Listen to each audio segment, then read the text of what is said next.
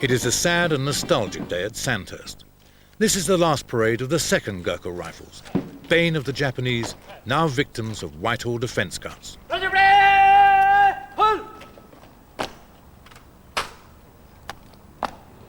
All rifles, royal salute, raise and ho!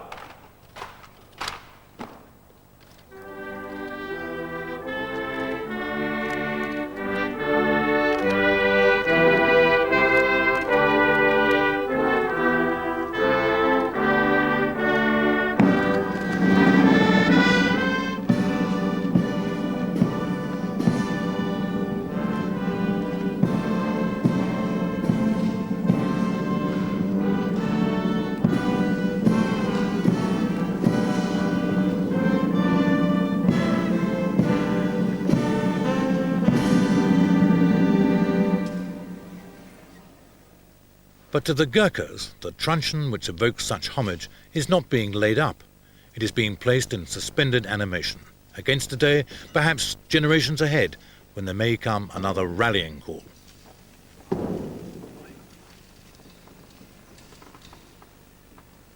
It's been so precious to us, and particularly for myself, having served in the regiment for 20 years. And if anybody would want to steal or take away from us, I wouldn't hesitate to draw my kukri and charge. Simple as that. Officers past and present have come to pay their respects, and as another icon of British military history goes to the wall, some can't contain a sense of bitterness. If we are to play our part in the United Nations, we should have troops available to answer that. The present rate of things, if the country were threatened, we'd probably have to send a policeman to Dover to stop the invasion coming in.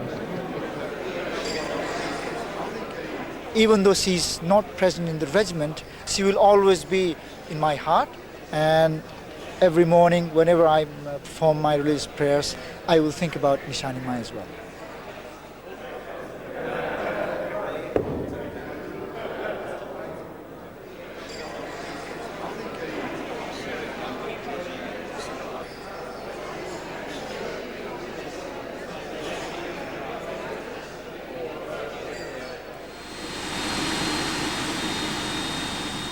Ironically, as the old guard leaves, the new recruits land in Britain. They arrive in Gurkha fashion, smart and marching. None had flown before. They've come straight from Kathmandu to a world in which our obvious is their astonishment. You don't even need to walk here. Even the pavements move.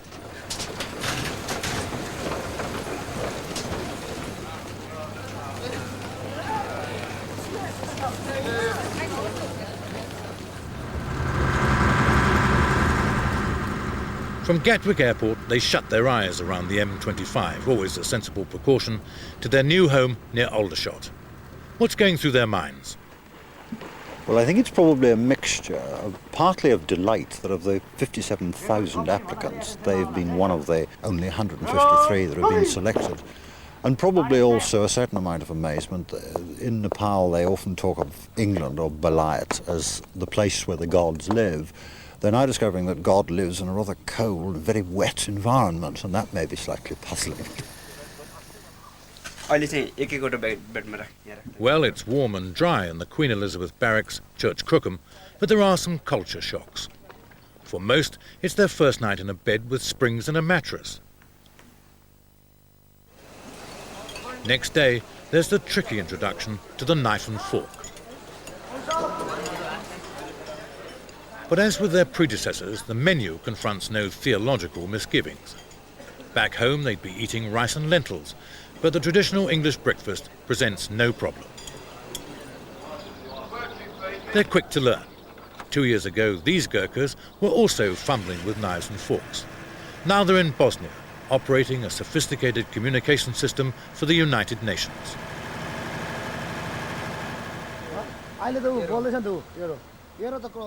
But for the new recruits, there is yet more to assimilate, not least the mystery of the urban traffic light.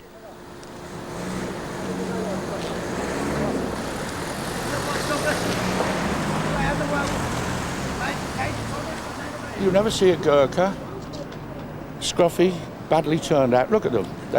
And this is a day off, they're mufti, and they're always immaculate. They're a credit to their unit and to the British Army, mind you. When they come here, they have an image of our society which probably hasn't existed for 50 years. They assume that all the British are sobs, that there are no criminals in England, that everyone behaves in the way that they believe people ought to behave. That, of course, isn't the way that our society operates. Unfortunately, getting money out of a wall requires some coaching. One of their number once entrusted his PIN number to a total stranger, then asked for assistance.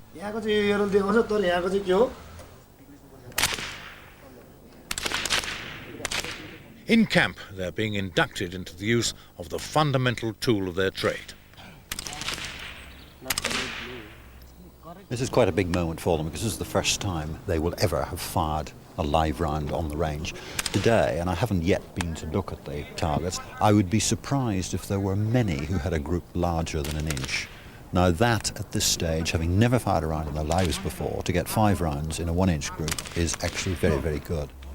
What's their secret? Good eyesight and doing exactly what they're told. They will absorb the instruction they're given, they'll follow it absolutely, they'll get their breathing right, they'll get their trigger operation right, they're patient, and they'll fire when they're ready to fire. They haven't seen Rambo films, they don't think they know it all, and they're starting from scratch, and therefore they'll make very good shots. Well, that's what I was saying. So those are very, very good groups for the first time he's ever fired a shot in his life. Right. He's quite pleased with it, but he's sure he can improve. In fact, it is very, very good, I can tell you. It'd be quite difficult to improve on it. But I mean, that's 5 rounds straight between the eyes. Very happy. He says he's very happy to go and kill the enemy.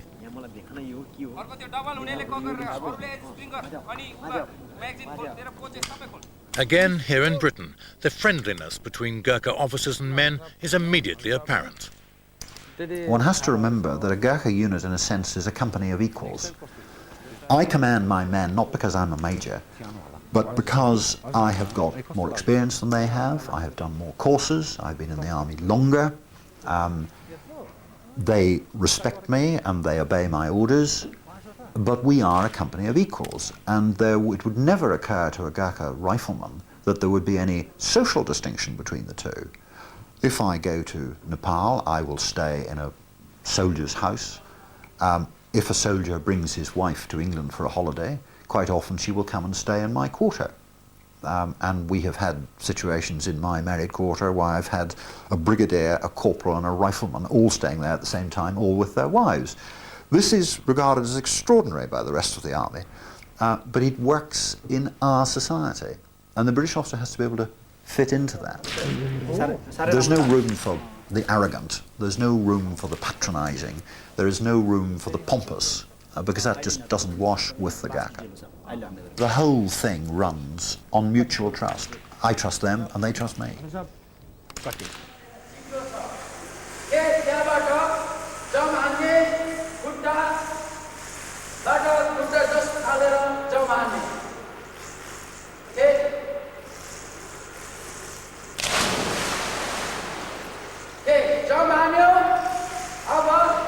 We've got a high proportion of chaps who will have a go at anything and will claim to swim.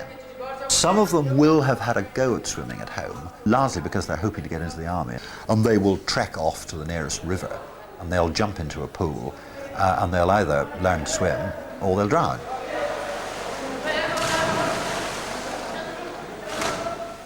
Fortunately, most of them appear to learn to swim, although it's very much doggy paddle. Again, it's easy to teach a Gurkha. I keep saying it's easy to teach Gurkha things, and it is, because he wants to. He's intelligent and he wants to learn. He also has great faith in the system. So when we say to a Gurkha, you are to jump into the swimming pool, which incidentally is 8 feet deep, do you understand that? Yes, now jump. He will jump and he will do exactly what he's told to do, and he will therefore very quickly learn how to swim. And if he sinks to the bottom, we will fish him out and he'll do it again. And within a day or two, they'll all be swimming quite reasonably.